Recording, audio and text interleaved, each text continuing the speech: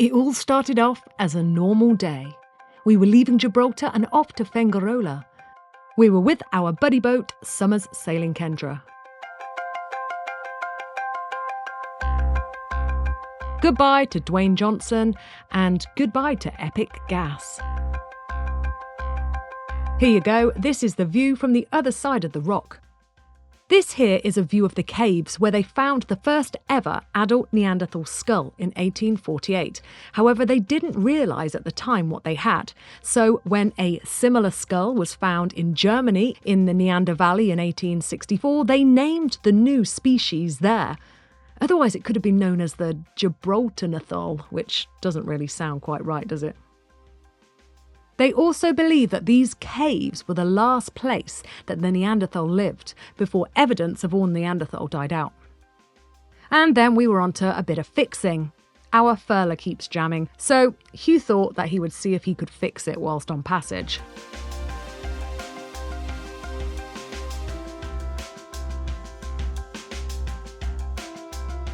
He didn't. And then the passage remained pretty uneventful. There was no wind, and then there was wind. Hugh decided to take the opportunity to try and rig up a comfier place to sit. Considering we have so much space on Esperance, we really don't have any comfort in the cockpit. Any good? Alright, get Bosch to the table. This was not the great solution that he'd envisaged. Then we had tea.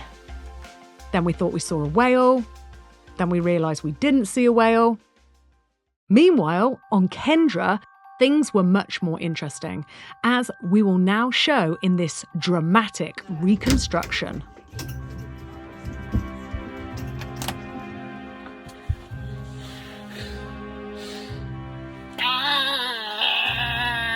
What? Oh, good Lord above. I think the alternators are overcooking it. That's not right. Kill the engines!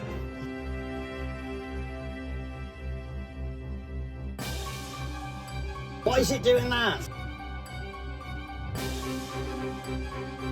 Something's not right here.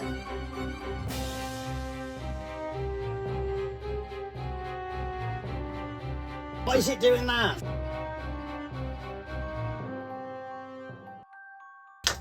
I've unplugged everything and they're still smoking. How is that even possible? I don't know, I'm not a bloody engineer, am I? Oh or my an electrician-y person. Call Dave, call Dave. Esperance, this is Kendra. We need your assistance urgently. Over. Hello, Dave. Hello, Dave. The alternators is burning. Hello, Dave, help me. But I've already done that. Okay. All right, brilliant. I'll try that too.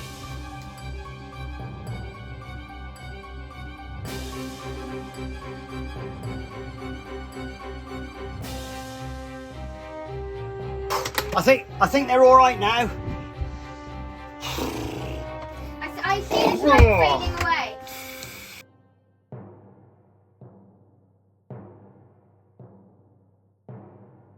Back to reality. The regulator on their alternator had malfunctioned, so continuing to use their engine would have caused significant damage and possibly a fire. Without an engine or any wind, they had no means of forward propulsion, so they called us. From our perspective, it was all very civilised. Hugh lives for these kind of moments. And I've got a 100-metre line which we'll use, a floating line, which I can float across to you with the throwing line. That's fine. But what you want to do is you want to set up probably 2 lines, each maybe at least a boat length, if not more, double. About a boat length, in fact, off your bow.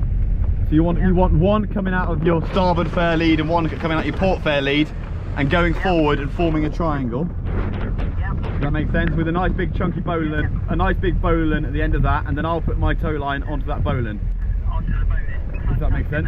And then one more thing, obviously we're not in big seas, but there is quite a lot of load going through the cleats, so you want to reinforce, you want to run it on the cleat, and then you want to run it back down to the centre cleats and try and tighten those off, or run it back from the cleats to a winch and tighten the winch off So you're sharing the load linearly. Between the cleat and another cleat or the mast or something. I'm going to have a V off the back of mine. You're going to have a V on the front of yours. Yeah. And then we'll have the line between the two, and hopefully there'll be enough slack and length, and you'll be a good 100 meters behind me, a big long way behind you, and then we'll work out about getting you anchored. I reckon I'm only 10 minutes away, so I'm going to get myself rigged up. Off to rescue Summer Sailing Kendra. We've had a little pause in our setup of our rig because Hugh's gone to set up the rescue music. Hugh, what are you doing? I'm just going to put Spotify on. Think about the copyright! I need a trombone! Oh! I need the rest of my trombone!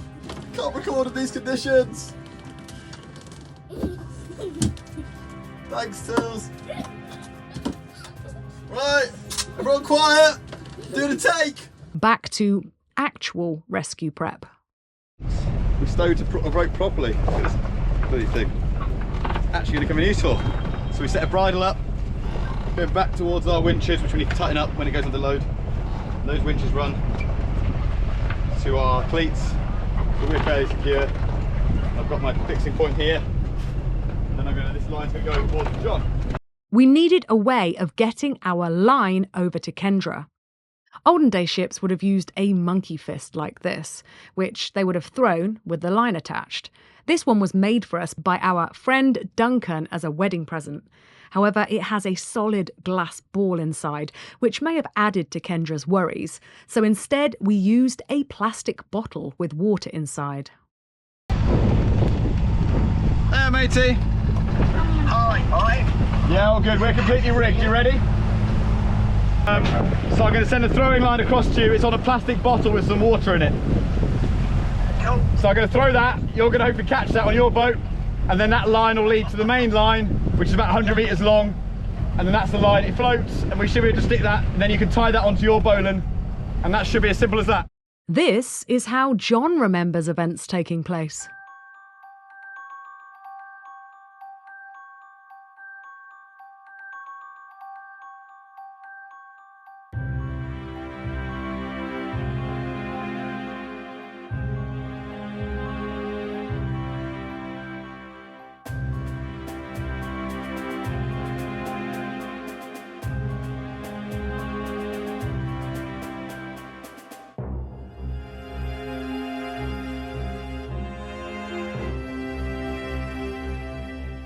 In reality, it went so much smoother than that.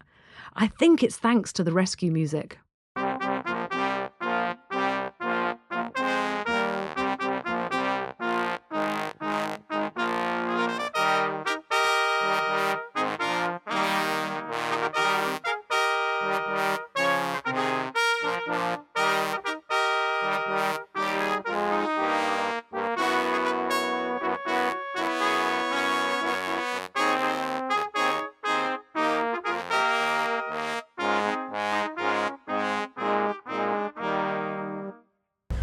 We'll start going 1-2 knots. If it's comfy, we'll build it up. I know that's going so we can hardly feel it, or we can't feel it. So. That's cool. It looks like it's doing all right, doesn't it? We're sat about five knots. I won't push much faster than this. Yeah, no, that's great. Okay, it feels fine. Like we can hardly tell you're here. It's so light compared to us. Oh, by the way, wasn't I supposed to agree how much you get for the tow? Oh yeah. No, you took our lines. You took our lines. The boat's legally mine. So when I'll buy it back from you. Yeah, when we get in, you can buy it in. You can one pint of Coke with a bit of ice in it, please. This is an actual thing. Basically, under the salvage law, the person who recovers another person's boat or cargo from danger at sea is entitled to a reward based on the value of the property saved. Hugh settled for a pint of Coke. Just like the wrong bit of me, which is not good, which like really wanted to see the orcas and quite likes the drama. Oh, I like the drama too. This is a textbook tow bridle. We have 2 lines, one on the port, one on starboard. They have load on the cleat, and that is distributed back to another strong point on the boat, in this case the winches. These 2 ropes meet to form a Y shape, which then is attached to the towing line. This will be the same on John's boat. We do this because we're distributing the pull evenly whilst our boat and his boat veers and turns and goes up and down in a swell. Hello, mate. Hopefully you've got your heart rate back. Is all okay? Yeah, all good, thanks. Yeah. Excellent. Cool. We're just passing a fishing potting buoy on your left side, but that's cool. why we just changed course slightly. Elaine just had a fit. I think she thought it was an orca. Okay, that's good. yeah, that's all right. That'd be amazing to have that go on as well. That would add to the complication. No, it's all going beautifully smoothly back here, mate. Okay, cool. By the way, in terms of doing circles, just whoever's on the helm, when we come to doing circles, you take a big wide turn. Yeah, if that makes sense. cool. I think for you, is it still a best case scenario is to get you on anchor rather than going into the marina? Does that sound? Yeah, absolutely. I've got 5 options for how you're going to get in there. Simplest 2 options that you do it under your own steam, literally whether you can turn the engine on for 5 minutes or you can sail onto the, I mean, I don't know whether you're happy anchoring under sail. A next one, which I quite like, but is a little bit unorthodox, but could be the simplest, which is I actually attach my kedge anchor to this this tow line, and I just drop my kedge overside, and you just. Oh, you got a pot dead ahead of you. Can you some white pots? Shit. Yeah, go to port. Yeah, going to port. Thank you. I'm glad you spotted that. Christ, Kelly's filming me. That's the problem. Yeah. Oh, I'll tell you what, life is dull, isn't it? You were right onto that as well. Christ, I'm glad you spotted that. We're clear. That was a bit close, but we're clear of it. Thanks for that, John. Yeah, so. My thinking, to be honest, is we don't tend to dig our anchor in. It sets really nicely. Yep. You know, yeah. It's not a massive anchorage, and it is going to be dark, getting dark by the time we're there. Yeah. So we've still got 10 miles to go. Thinking if we can be sort of, if we could be, yeah, I mean, I suppose we just want to be going as slowly as possible where we want to drop the hook, and we'll drop it, let it dig in, and it might spin, well, it will spin us round. Okay, and when it comes to that moment, is it easier if I let the lines go and let you focus on your anchoring, and then you can just tidy up the lines? Yeah, it probably is. Well, I'm hoping it's good holding. We should be okay. There shouldn't be any reason to, Well, to go around again, because if we do, then we're a little bit scuppered. But Well, I don't think we do. I mean, it's supposed to be a completely still night. It's completely sheltered, and also, you know, end of the day, I've always an extra 10 meters of chain is worth digging in. You know, it does the same job. So. Yeah. If I do have to start the engine just for a couple of minutes because we're dragging onto the beach or whatever, then So be it. Yeah, exactly. That's what I'll do. Yeah. Well, what we'll do is we'll go past the anchorage, have a good look at it as best we can. As say, it's going to be getting dark, and then as we turn around, what little wind there is and what little current will be coming back into it anyway. This option was a go, but for all of you wanting to know the final option, well, that was some kind of complex rafting thing. All right, mate. Okay, I'm going to put a tiny bit more juice on and hope we get there before it gets dark, but I don't think we're going to quite manage it, unfortunately. Oh, Kelly just had a bit of common sense. She was asking me about the anchorage we're going to, and we suddenly thought it's probably a beach camp, because there is for all these beaches. So that's where we're going, so we've got a good chance to see it now while it's still light, because by the time we get there in an hour's time it'll be dark. But there's no boats there, which is ideal. Oh no, absolute lie. Bullshit lie, there's 2 boats. Okay. I look at the beach. There's the beach, and next to it is a anchorage. Okay, yeah. It is quite small. Yeah, that is very small.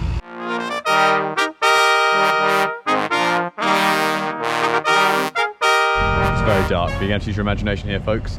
We've sent a load of messages back and forth to Kendra. We did clever things like having a look on the beach webcam just before sunset to see the anchorage, and there's 2 boats anchored already. We've got a plan. We're going to tow them in. We're down to 3 knots now. We've been slowing down gradually. We're going to get down to 2 knots in a bit and then turn into the anchorage and hopefully be going even slower. And then at the last moment we're going to cast off and let them drop their anchor, hopefully when they're going less than a knot. It's the challenge. And then something occurred to us. Ding ding! Well, actually, Well, I was thinking about it as well. In terms of efficiency, it's probably only put about 20% on my load. It's probably, you know, in terms of fuel economy, it's probably the best way for us to get across the Med if we're going to have to motor the whole way. Yeah, that's right. Yeah, we're just split the fuel 50-50. Exactly. And we both save.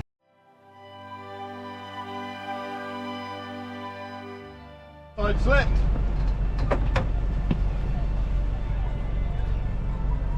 Sure? Yeah. All right, you gone?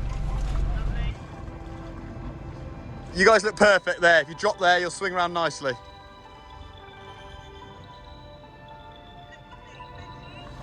I think you're bob on there. You've nearly stopped. You're doing about half a knot by the look of it. I'll drop there because it gets shallower towards the beach now. We'll wait a few minutes before we anchor. Let's do a couple of laps so we know you guys are settled. I think it's supposed to be like this all night. The conditions. So. That's all right. I made it more interesting. Well, that's my concern, but that's for us to sort out. We've got manoeuvrability, so.